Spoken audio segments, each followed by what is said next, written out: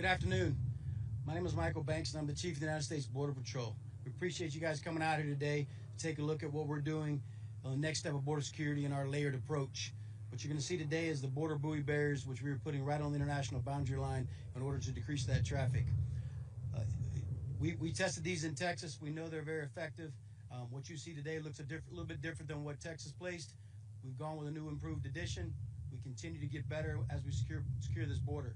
We are seeing unprecedented decrease in traffic on the southern border, across the northern border as well, and it's clearly because of the policies and the support we're getting from President Trump and Secretary Noem.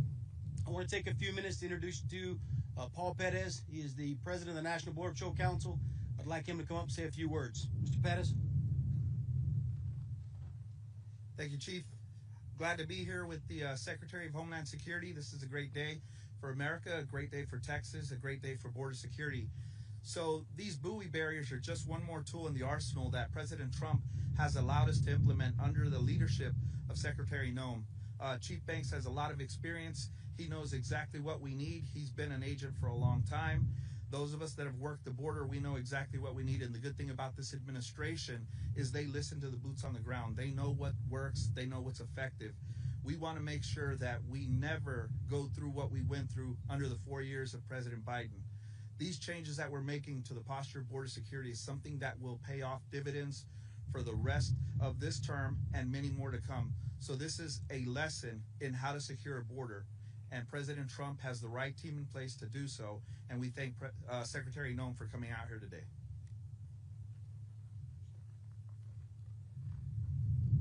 It's a great pleasure that I introduce you to the Honorable Kristi Noem, Secretary of Homeland Security.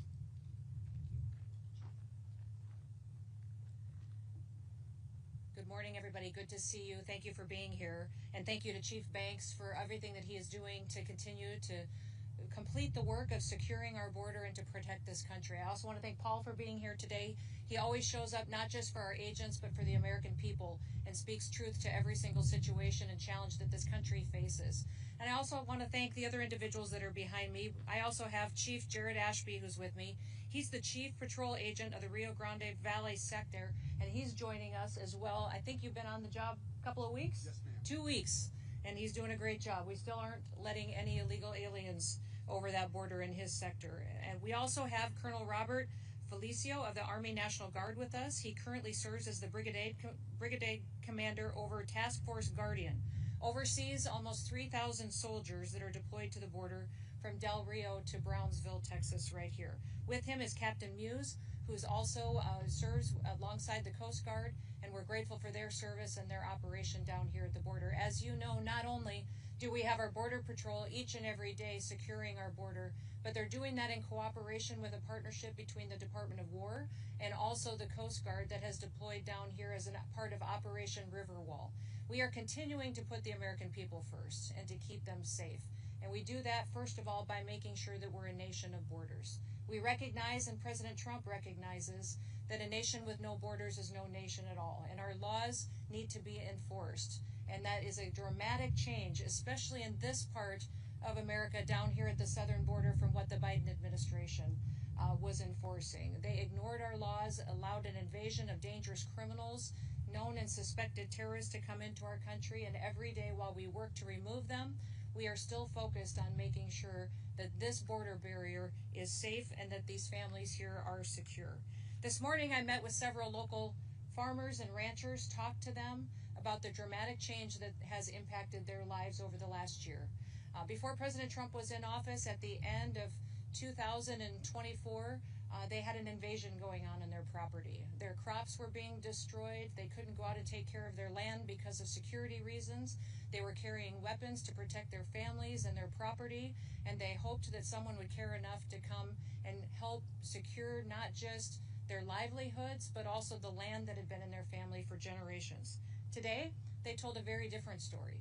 They told a story of land that had essentially been given back to them, that now they could go out there and check their crops, work the ground safely, not be in fear of danger. They could go out and walk up and down their roads without the concern of being run over by cartel members moving their loads of dope across the border and into the United States, and they also told the stories and the memories of the horrific encounters that they had to deal with in their own home communities because of what Joe Biden was doing to this country. Joe Biden invited chaos into America in the form of the 4-year border crisis that has been unprecedented and broke a lot of what makes America great, and President Trump has been focused on putting it back together and making sure that Americans know that they have a leader that believes in them and wants to give them a chance at the American dream. Those ranchers that I spoke with and those farmers that I spoke with this morning, they're all Americans that agree that our country needs to be safe and needs to be secure, and they're grateful for President Trump's leadership. In 2025, daily illegal alien apprehensions at the southwest border have dropped by 95%. And for almost 10 months in a row, nearly a year, the Border Patrol has released 0 illegal aliens into our country. That is a record-setting amount of time period that we have had. And we have also seen 2.6 million illegal aliens removed from the United States of America. That includes almost 700,000 that have been arrested and deported and brought to justice, and then almost 2 million that have left voluntarily, because we sent a very clear message to the world that if you are in the United States illegally, go home now. If you wait until we detain you and deport you, you will never get the chance to come back and be a part of the American dream. The American people have a lot to celebrate in this historic year, but we have a lot more work to do. Even the most historic success does not mean that we can rest on all of our laurels. Innovation and improvement is important, and that's why today we're announcing the next steps to secure our border. The Department of Homeland Security and U.S. Customs and Border Protection are deploying over 500 miles of border barrier in the form of water barriers like you see behind us. These barriers were funded in the One Big Beautiful Bill, and that is long enough to stretch all the way from Washington, D.C. to Nashville, Tennessee. It's more than 130 miles of those barriers are already under contract, and they're getting ready to be deployed starting today. These barriers consist of floating buoys that are 4 to 5 feet in diameter and up to 15 feet long. The buoys that you see here today behind me are ones that are made right in America by a family-owned company down the road here in Texas. CBP is working closely with our state of Texas and the U.S. International Boundary and Waters Commission to make sure that the buoy barriers are installed properly and that they are going to last for many, many years to come. These barriers will make it much harder for illegal aliens, drug smugglers, and human traffickers to cross the river and other waterways where they will be deployed. They'll create a safer environment for agents on patrol. And securing our waterways not only protects Americans, it saves the lives of illegal aliens by deterring them from daring to attempt to cross through this treacherous water. Under Joe Biden, nearly 3,000 illegal aliens died attempting to cross into the United States, and an untold number of individuals drowned. Water crossings are the second highest cause of death for aliens crossing the border, with heat exhaustion being number 1. Things are so calm here now that it's easy to forget how bad things really were. In 2023, I want to remind you that the United Nations declared Biden's wide-open border barrier and border invasion the world's deadliest land migration route. Those barriers, and these ones behind me, are going to save our lives and going to save illegal alien lives. It will help stop the drug trafficking that's devastating our next generation of Americans, and it will also make sure that we're stopping the human trafficking that we've seen for so many years. Cartels now use drones to smuggle drugs as well, and other technology. We will continue to deploy technology to meet the challenges that we have in front of us. And as we continue to stop these smugglers, we're going to be working around the clock to stop the damage of the Biden administration. Joe Biden was complicit and culpable in the biggest child trafficking ring in all of human history. On his watch, more than 450,000 unaccompanied children were lost, or they were placed with unvetted sponsors at the southern border and were completely overwhelmed. So far, the Trump administration has found over 129,000 of these children, and we're going to continue to ramp up our efforts to make sure that every single one of them is accounted for, found, and returned to family and people who love them. President Trump's doing everything that he can to keep America safe. I want to thank you for being here. I want to thank Chief Banks, the state of Texas, our Border Patrol, and all the individuals that are out there making sure that our border not only continues to be safe and secure, but that we also are out there deploying technology to make sure that all Americans get the chance to live in America where they can get up in the morning and be excited about raising their kids and their grandkids in a country that is free. And with that, I'll turn it back over to any questions that you may have. Yes, right here.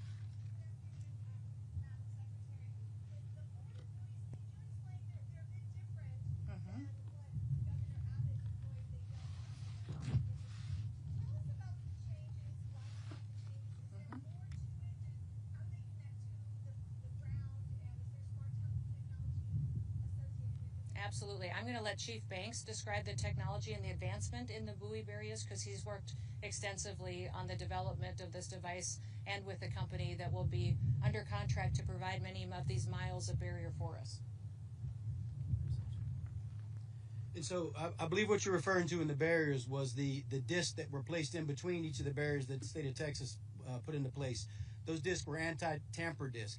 What we did is as we developed it out, we've created a way to create the same anti-deterrence or anti-tampering deterrence without having the disc in there.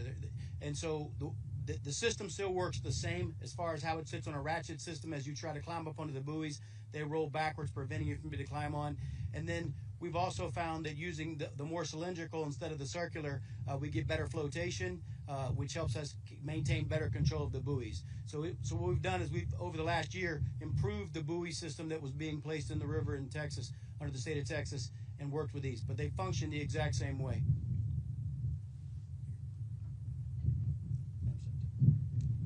Yes.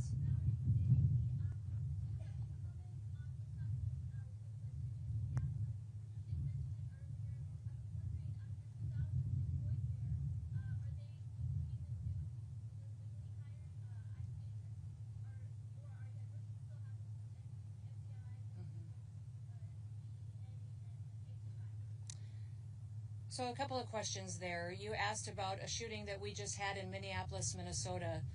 It was an act of domestic terrorism. What happened, it was our ICE officers were out in an enforcement action. They got stuck in the snow because of the adverse weather that is in Minneapolis. They were attempting to push out their vehicle, and a woman attacked them and those surrounding them and attempted to run them over and ram them with her vehicle. An officer of ours acted quickly and defensively shot to protect himself and the people around him. And my understanding is that she was hit and is deceased. We're continuing to gather more information, but this goes to show the assaults that our ICE officers and our law enforcement are under every single day. These vehicle rammings are domestic acts of terrorism. We're working with the Department of Justice to prosecute them as such. We will continue to protect our ICE officers and in cooperation with other law enforcement agencies as well. You've seen me in the last couple of days deploy over 2,000 more officers to the Minneapolis area. And in the last 2 days, we've arrested hundreds and hundreds of dangerous criminals. Not just fraudsters who stole from the American people billions of dollars and put it in their pockets and enriched their friends from overseas and themselves, but also individuals who committed acts of murder and rape and trafficking and drug exploitation and child exploitation. So we're going to continue to do our work. And I want to remind everybody that the act like we saw today of using a vehicle to try to kill an officer and his colleagues and the other people around him is something that every politician, every elected official, everyone in this country should be able to rally around and say that it is wrong. And that sanctuary cities and sanctuary states that protect individuals who do that should no longer be allowed. That those individuals that are in leadership positions in these sanctuary jurisdictions need to work with us to make sure that every single person that's out there enforcing the law can be safe, but also so that all of our citizens can continue to be safe too. Domestic acts of terrorism like this will not stand, and I'm grateful that we have the leadership in Washington, D.C. that recognizes it, and will make sure that it's working to keep every single community safe, regardless of who's in charge in that city. President Trump gets up every day and will work to keep people safe, whether they're in a red state or a blue state or in a city that has a Republican mayor or a mayor that has a Democratic mayor. He's going to fight for every single American to make sure they live in a safe community and can raise their kids without fear. Yes.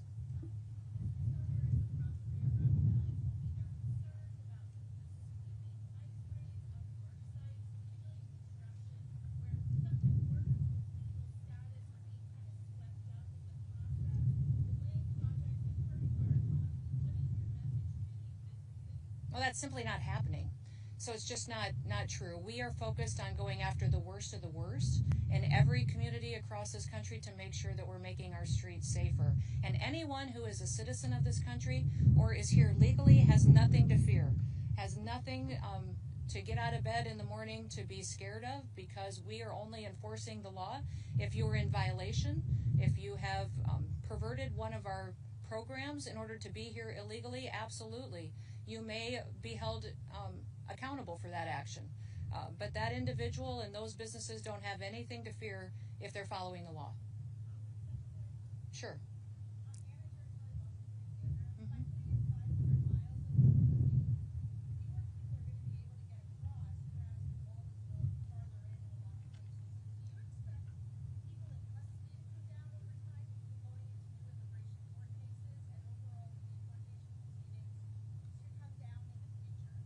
I don't think that we're going to see any less people in detention or in immigration court, because we've still got 15 to 20 million people that are in this country illegally.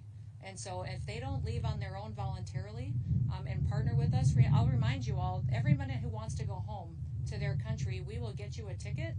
We will give you $1,000 and we will help you get there. And you get the chance to come back to the United States the right way. If you wait till we detain you, then you'll never get the chance to be an American citizen. So I think that having a secure border is incredibly important, but we will probably still continue to see detainment centers and immigration courts quite full and being utilized extensively because of the devastation that Joe Biden put on this country. By allowing that many people to come into our country unvetted, we have no idea the amount of dangerous criminals that are here. I'll go to you. Yes.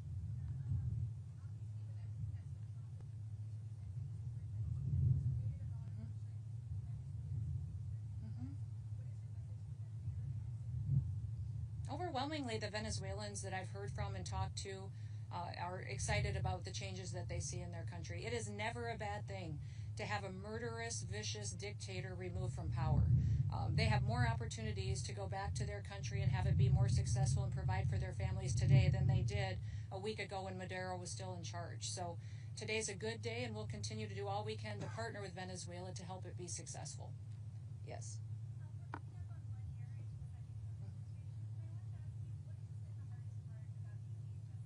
Oh, nothing's hard about this job. My favorite thing to do is to solve problems and meet challenges. So President Trump and this country are the greatest gifts that I think we have right now, because we were handed a mess. And this country, and people are desperate for some hope and some opportunity to remind themselves of what being an American is all about. So I am very blessed every day that I get the chance to get up and work with law enforcement officers, work with people who take an oath to put their life on the line for their fellow brothers, and I absolutely love it. Yes, sir. You know, my understanding is that Hilton has severed their franchise relationship with the owner of the hotel that we saw disrespecting our law enforcement so much. My hope is that hotel owners and franchises across the country would recognize this as an opportunity for them to bless our law enforcement officers. When you see them in your communities, support them, support their families, maybe give them an opportunity to have a chance to stay at your hotel, and maybe make them some eggs in the morning, give them some toast and juice, and shake their hand and pray over them as they go out the door that they'll be safe while they do their work. I know that when you turn on the news every day, it sounds discouraging, but our law enforcement are the perfect example we can point to for our kids of the kind of Americans we should all want to grow up to be like. Yes.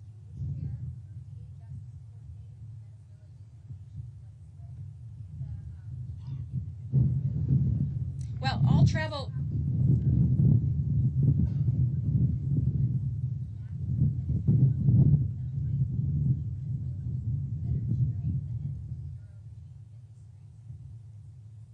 So the State Department always works on all travel documents and flight arrangements for every country when we return individuals back to their homes. We'll continue to do that and let the State Department do that. We have those in detention that may be from Venezuela that will submit their paperwork to the State Department, just like every other individual across the world, and make sure they get home as soon as possible. we'll continue to evaluate every situation in every country and always make sure that we're putting Americans first. You'd have to ask the State Department. Other questions? Yes. Oh, one more? Go for it.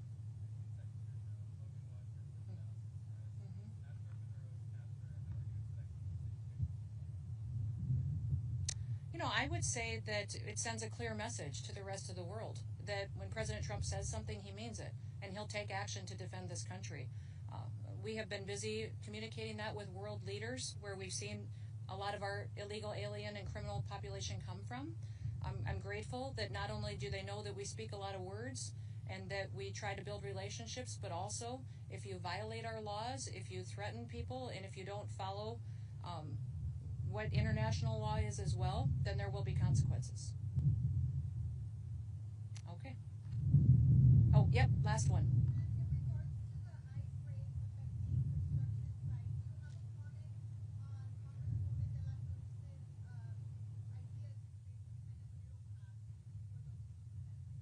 You know, I think our law is our law. If there's a congresswoman that has an idea, then absolutely, that's the proper process if she does not agree with where we stand on immigration policy today. Congress is elected to debate and to be thoughtful and to create policy and then vote on it and create statute. If she has an idea, her colleagues in Congress and the White House are more than interested in talking about it and see if it's something that America can get behind. Okay. Thank you all for being here. I appreciate it. Have a wonderful day.